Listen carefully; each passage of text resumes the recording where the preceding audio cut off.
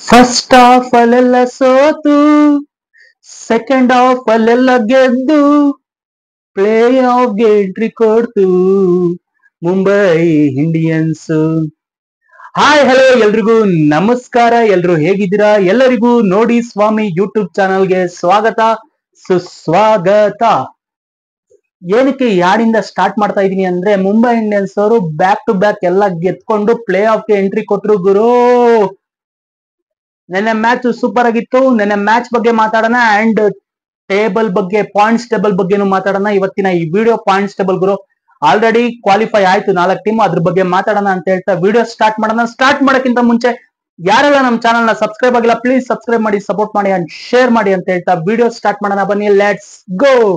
Okay, ನೆನ್ನೆ match ಇದ್ದು DC versus Mumbai Indians ಅವರು. ಡಿಸಿ ಅವರು ಟಾಸ್ ವಿನ್ ಆಗ್ತಾರೆ, ಬೌಲಿಂಗ್ ಚೂಸ್ ಮಾಡ್ತಾರೆ.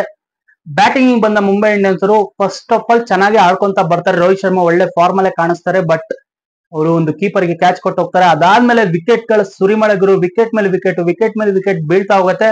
ಬಟ್ ಸೂರ್ಯ ಸೂಪರ್ ಆಗಿ ಆಡ್ತಾರೆ ಗುರು. ನಮಂದೀರು ಮತ್ತೆ ಸೂರ್ಯ ಎಕ್ಸ್ಟ್ರಾಡಿನರಿಗೆ ಆಡ್ತಾರೆ. ಅದ್ರಲ್ಲೂ 124 130 ಅಷ್ಟೇ ಇರತ್ತೆ ಗುರು.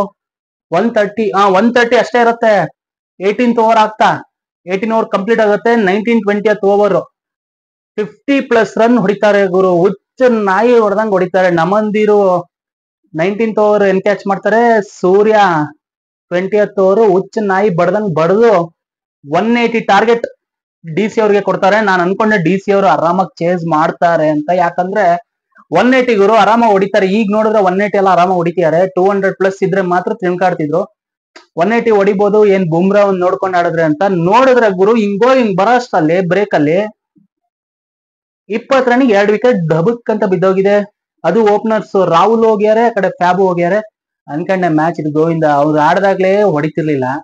ಇನ್ನು ಆಯಪ್ಪನೇ ಅವ್ರಿಬ್ರು ಔಟ್ ಆಗ್ಬಿಟ್ಟವ್ರೆ. ಅದ್ರಲ್ಲೂ KL ರಾಹುಲ್ ಔಟ್ ಆಗ್ಯಾರೆ. ಇವ್ರು 125 ರನ್ ದಾಟೋದು ಕಷ್ಟ ಇದೆ ಅನ್ಕೊಂಡೆ. ನೋಡಿದ್ರೆ ಹಂಗೆ ಆಯ್ತು ಗುರು. ದಡ ಅಂತ ವಿಕೆಟ್ ಬಿದ್ದು ಡಿಸಿ ಅವರು ಮುಂಬೈಗೆ ಶರಣಾಗಿದ್ದಾರೆ.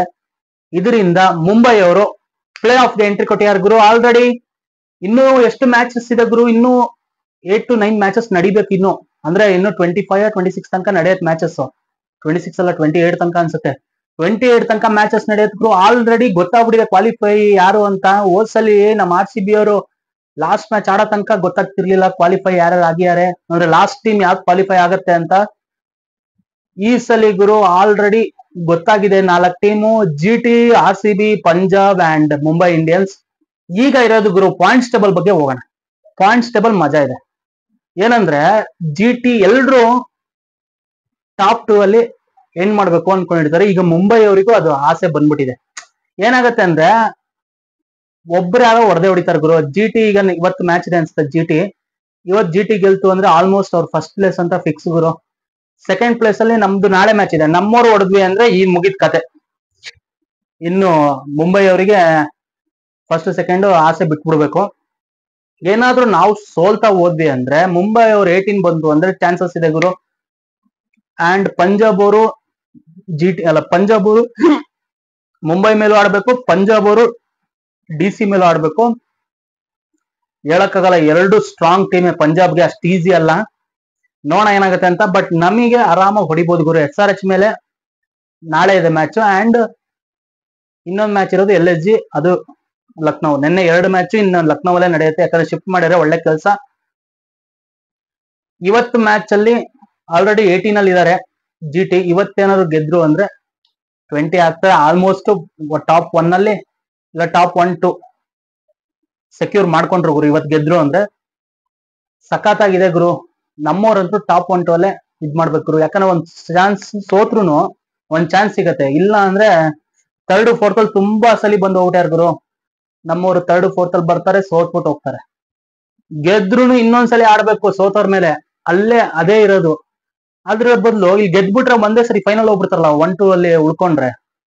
ಸೊ ನಾವು ನಮ್ಮ ಟೀಮು RCB 1-2 ಅಲ್ಲಿ ಉಳಿಲಿ ಇಷ್ಟ ಹೇಳ್ತಾ ಈ ವಿಡಿಯೋನ ಎಂಡ್ ಮಾಡ್ತಾ ಇದೀನಿ. ವಿಡಿಯೋ ಇಷ್ಟ ಆದ್ರೆ ಪ್ಲೀಸ್ ಸಬ್ಸ್ಕ್ರೈಬ್ ಮಾಡಿ, ಸಪೋರ್ಟ್ ಮಾಡಿ ಅಂಡ್ ಶೇರ್ ಮಾಡಿ ಅಂತ ಹೇಳ್ತಾ ವಿಡಿಯೋನ ಎಂಡ್ ಮಾಡ್ತಾ ಇದೀನಿ. Tata bye bye, take care. ಜೈ ಹಿಂದ್, ಜೈ ಕರ್ನಾಟಕ, ಮತ್ತೆ ಜೈ RCB. ಜೈ ಹಿಂದ್, ಜೈ ಕರ್ನಾಟಕ, ಮತ್ತೆ ಜೈ ಆಂಜನೇಯ.